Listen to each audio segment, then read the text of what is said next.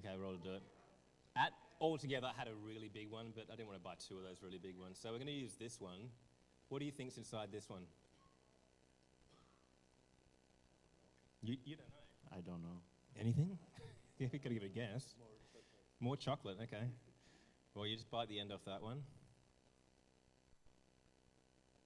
Not more chocolate. It's empty. What this one does is it reminds us of something else that is empty on Easter, the empty tomb. So whenever you get a bit of chocolate, actually I've got heaps of these. So I just bought a whole thing. Anyone want one of these chocolates? If you didn't have a chocolate, can you pass those around? You can't have one, but you can pass it because you've heaps. You had chocolate for breakfast. Go and see who wants an Easter egg to keep them awake. What this reminds us of is Easter Sunday. The Easter story obviously starts with M&Ms. M&Ms on Easter Sunday. It's a different M&Ms to this M&M. Mary and Mary on Easter Sunday. Mary and Mary on Easter Sunday morning, they of course get up and they go to see the tomb. And this is what happens. After the Sabbath, toward the dawn, it's still dark on the first day of the week, on Sunday morning, Mary Magdalene and the other Mary, M&M, went to see the tomb. And look, there was a great earthquake, for an angel of the Lord descended from heaven and came and rolled back the stone and sat on it. His appearance was like lightning, and his clothing white as snow. And for fear of him, the guards trembled and became like dead men. But the angel said to the women, "Do not be afraid, for I know that you seek Jesus who was crucified. He is not here, for he has risen, as he said. Come, see the place where he lay. Then go quickly and tell his disciples that he has risen from the dead. And look, he is going before you to Galilee. There you will see him. Look, I've told you." We've been looking over the last few weeks at this idea as Jesus was going up. And as we come to this event today, I wonder if we might just sit for a moment and picture that. And what I want to do for you is I want to read to you something that John wrote for us on Good Friday morning, if you were here, about this progression of Jesus going up. I thought what he described was a beautiful thing for us just to close our eyes and imagine this progression of going up that Jesus has been on following the events of Matthew's gospel over the last few weeks. So if you'd like to close your eyes, you can, or just listen to this progression. Jesus went up to the city gates on a red carpet of cloaks and palm branches, up to Jerusalem, the city of David, up to the temple, the house of God, up to a second-story guest room to eat and drink Passover, up to the mountain garden to pray, up to the halls of power, the courtroom of the Sanhedrin with its corruption, and the palace of the governor with its judgment seat and condemning crowds, up to the place of violence in the Praetorium Guard's courtyard for beating and mocking, and finally, up along a road of tears toward a bald hill outside the city. And there, these women that come to the tomb today had witnessed Jesus lifted up on a cross where he was crucified. And there he died. These women have witnessed all this thing. And today, they have got themselves up in the morning and walked up to this tomb where they are coming to embalm his body, to pay their respect to him. But they get there and they are told by an angel, a messenger, that Jesus has gone up from the grave.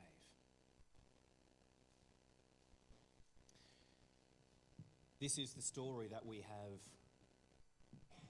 thought about and reflected on over the last few weeks. And you can think of this as event today as the relighting of this candle. If you've been here over the Easter weekend, then we've seen candles blown out as Jesus had walked this journey. And on Good Friday, this candle was blown out, but his resurrection is like the relighting of this candle. That even though he had died, it has been relit. The light of the world could not be kept in darkness. How do you think people would respond to this news? That this candle that they had seen gone out has been relit. If you blow a candle out, it's out. As we read through the story, I want you to notice the responses of the different groups of people. We've got 3 groups of people, and I want you to notice the response that they have to being told or being shown that Jesus has risen from the dead, that the light has been relit. Here is the first response. It is the response of Mary and Mary. So they departed quickly from the tomb with fear and great joy and ran to tell his disciples. And look, Jesus met them and he said, "Hello!" Greetings in their language, but he was just shouting them, "Hello! Here I am, surprise!" And they came up to him and they took hold of his feet and worshipped him. And then Jesus said to them, "Do not be afraid. Go and tell my brothers to go to Galilee, and there they will see me."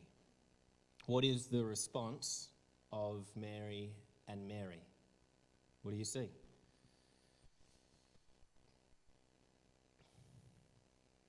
There's a number of responses, so you're probably not going to get it wrong if you want to shout something out. What do you see?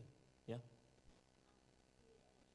You see fear and joy. So 2 different responses that they're having at the same time there. Yeah. What else do you see? Worship. Yeah. That word literally means falling at his feet. So they've bowed down to his feet when they've come to him. So there's probably some real shock there, you'd think, as well. But there is some recognition. I presume that it's as he's said hello to them, they've gone, "I know this person. I know the way that person says hello to me." And they have fallen down. There's also another response that we don't actually see in this slide, but he tells them to go and tell the disciples and then them to go to Galilee.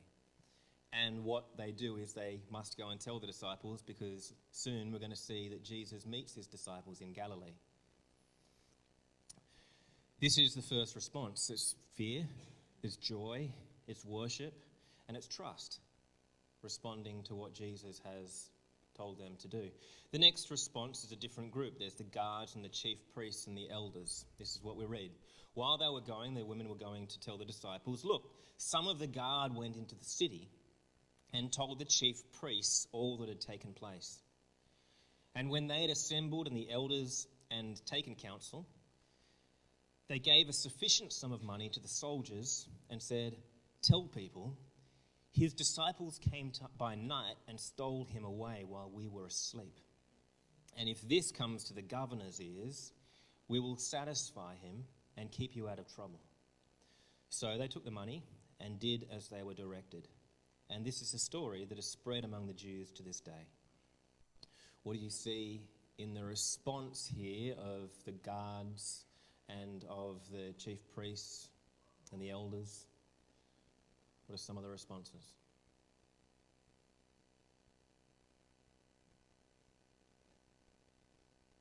Yep. Anxiety, yep. So anxiety of, presumably the guards are fairly anxious at this point because they haven't done their job. And if the guards haven't done their job in guarding someone, then they will lose their job. Probably more than that, they might lose their life as well for losing their job. They're probably pretty anxious, so they go to the priests and the elders. What else do you see in the response here? Yeah.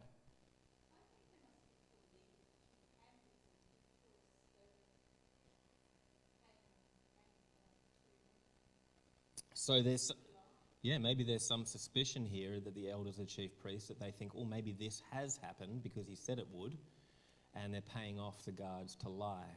And so their response is to cover or to scheme, to... What happens? Yeah. Any other thoughts? Yeah.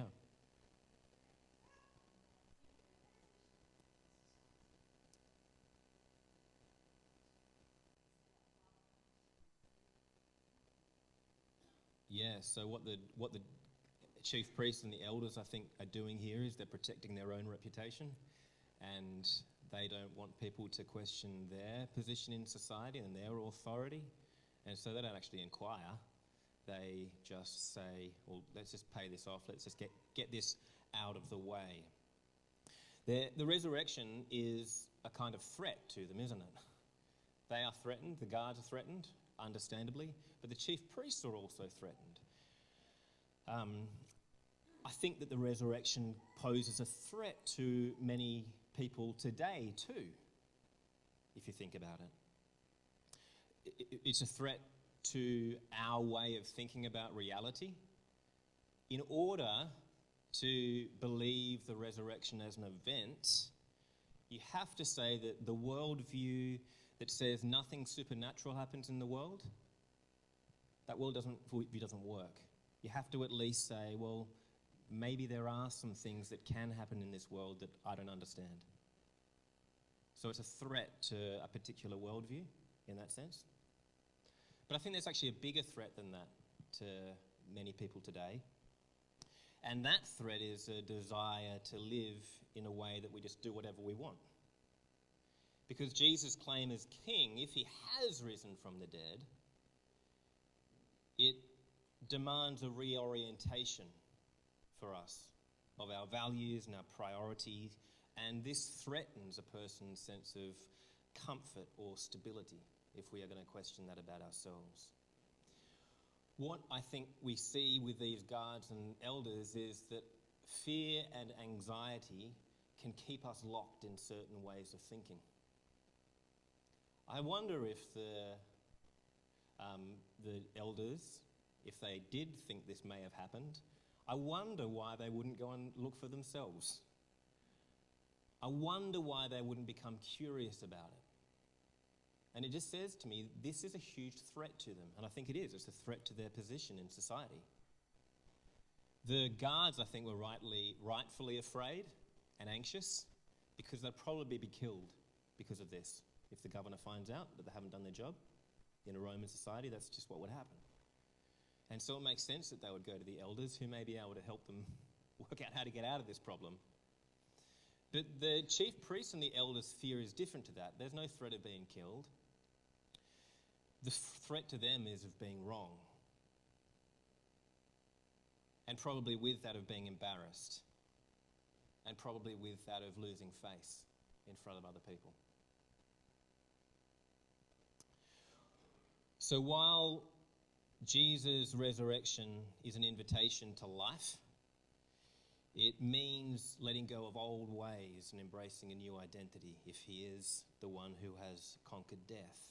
It's a process that can be daunting and threatening to one's sense of self, and it takes humility for a person to challenge old beliefs and consider seriously what may have happened here.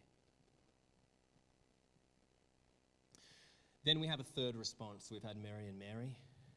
We've had the chief priests and the elders with the guards. Here's the third response of the disciples. Now the 11 disciples went to Galilee. Mary and Mary told them to go there, to the mountain to which Jesus had directed them.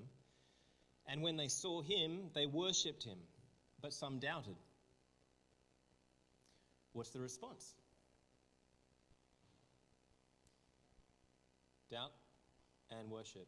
Same word for worship. So some of them have come and fallen at his feet, and then some of them have doubted. They've hesitated. They're like, I'm not sure if this is really happening. I don't know if this can possibly be true. If I think about it for today, or I wonder if you think about it, what would you say the primary response of people today is to this claim that Jesus has been raised from the dead? If you talk to your friends who don't believe this, Maybe even if you're honest in yourself with where you sit with it, I think that the primary response of people is probably doubt. I think people will probably go, I'm not sure that I can believe that actually happened. I was at a dinner the other night, and the person hosting the dinner said, what do you actually think about the resurrection, Steve? Do you think it actually happened? I said, yeah, I do think it actually happened. And they were just being really curious, like, how do you get there? And my response is, I completely understand why someone would doubt this today, thinking about this, because we haven't seen anybody else resurrected.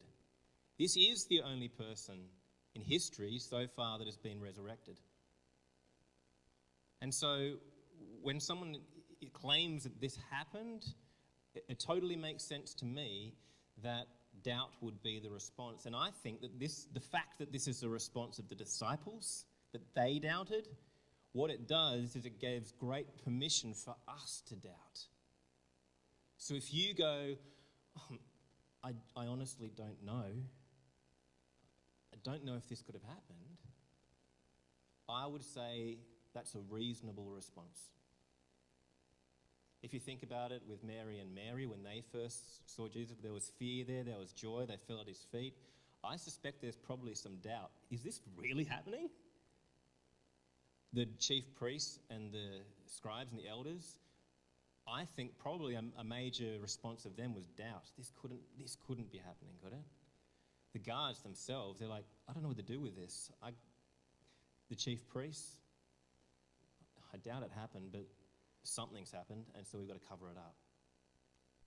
And the disciples have doubt, some of them. I don't think doubting's the issue here, so if you're doubting, I'm fine with that. I think the issue here is what you do with doubt. For me, probably the most compelling evidence that Jesus did rise from the dead, and why I think, not because it said that he is, the most compelling evidence for me is the change I see in the disciples. From before, when he's killed, they witness that. Nobody just says somebody raised and everyone believe it. Their lives changed. Most of them were willing to be killed themselves to defend this thing that happened for them. Something changed for them. I don't have a better way of explaining that but to say, I think he must have risen from the dead. I think they must have seen him. If they didn't, they at least all completely believed that they did.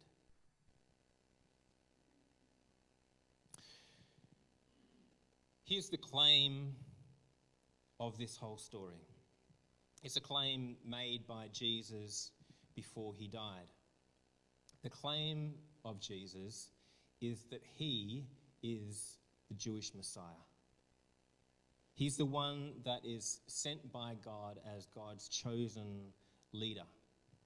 And the claim that's being made in this event of the resurrection is that a new age is beginning and God is coming near to his people through this event.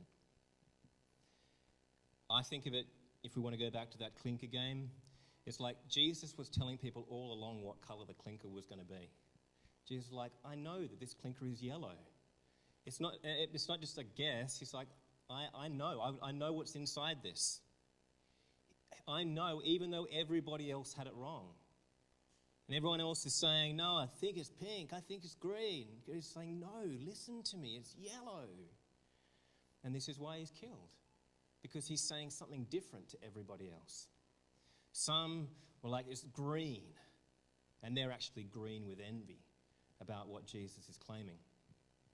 And then some are tickled pink that he actually gets killed because that's what they wanted. Jesus turns up, and what's the first thing that he says after he's risen from the dead? To the women? We saw it before. Yellow! Oh, sorry, that was a really bad joke, I know. But this is the point. The resurrection is God's way of shouting to the world, pointing to Jesus, you're right. This is what he'd said all along. You're right. Jesus didn't need proof that he was the king. He believed this. He knew this already. God didn't need proof. It's the world that needed the proof. And so what God does in the resurrection is he brings a man from the end of time. The Jews very clearly believed in a resurrection at the end of time of all people. And God says, I will raise a man in the middle of time to show you that what he was claiming all along was right. And you didn't believe him. And so you need to look at his claim, see what he's saying, take it seriously if you're willing to admit maybe that you've had it wrong. If Friday was the blowing out of the flame, then the resurrection is the relighting of this flame. The light of the world is relit because he's overcome the darkness. Having been relit, Jesus says this to his disciples, some who were worshipping, some who were doubting. He came and said to them this, all authority in heaven and on earth has been given to me. He's saying, look, I'm here with you. Here's your proof. This is my authority. If him being killed is about a demonstration of God's love and him in weakness pouring himself out for us, then the resurrection is this demonstration of his power. He has overcome the darkness and the death. All authority has been given to him because the authority over the thing that every one of us will face, he's shown to conquer death. So he says to his disciples, go therefore and make disciples of all nations. Go and tell people what you've seen. Go and tell people who this shows that I am. It says baptizing them in the name of the Father, the Son, and the Holy Spirit. That just literally means immersing them in the ways of God. Immerse them to help them to see who God is. Show them by your life. Let that saturate. Teaching them to observe all that I commanded you. And look, I am with you always to the end of the age. Do this with the knowledge that it's my power at work through you from this time on. There will be one more going up in Jesus. He's gone up to Jerusalem, up to the cross, up from the grave. And there is one more going up that he will do 40 days after this Easter event, ascending to heaven as king. And from there he will give his Spirit to fill us, giving us his light. This is the picture. This is actually literally the picture that we have of it in Acts. A flame that comes down on people. It's a picture of the Spirit, his light. So his resurrection is not only the relighting of him as the candle, but it's the candle from which we light our candles too. We are given his Spirit. We can now carry his light with us into the world as we go. I was in Kmart the other week leading up to Easter, and it's super busy in Kmart. Everyone's there buying eggs, and an employee's gone speaking to the manager, who's obviously pretty frazzled, and presumably telling the manager problems, and they need to go and sort it out. And the manager's just like, oh, how can I be everywhere at once? How does Jesus do it? She said. And the employee said, he doesn't. In other words, I don't believe that he does. He can't.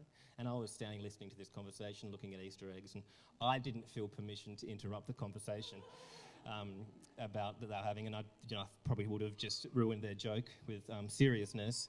But I thought, that's a good question. How does Jesus do it? And what I wanted to say to them is, he does it through his Spirit. He gives his power to his followers, and he energizes and motivates their actions to come into alignment with him, to live in the world as he does, because we've got his light. This is what the candle is a reminder of. That Jesus is alive with us now by his Spirit. That we carry who he is into the world. And then we invite others to light their flame from him as well. Immerse them in the life of God and teach them to live in his light. Which means that we live as little lights reflecting him. Until one day, our light goes out too. You blow that out for me? And so then once our light is out, I think I need a bigger blow. Once our light is out, come on, mate. Oh, so once we die, that's not the end. Because we carry with us his flame. And if Jesus' resurrection conquers death, then he's done it for everyone who comes to him. Jesus' resurrection is the foreshadow of our resurrection. If Jesus is with us to the very end and his candle has been relit, so will ours be relit like his. So while we may get blown out, while things will happen to us that look like they've destroyed us, the darkness does not overcome. And we, like him, will one day be raised to new life. Let's pray.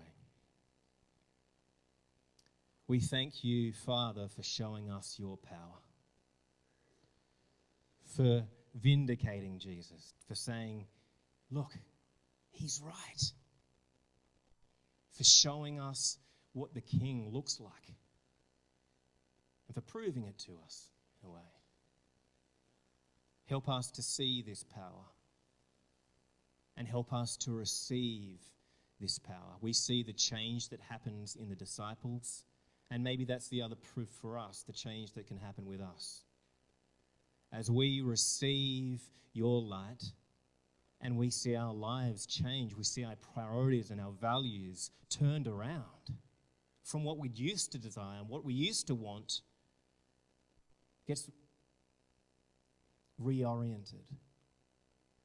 And so we invite you to light this light in us. Give us your Spirit so that we might live as a light in this world, reflecting your goodness to those around us.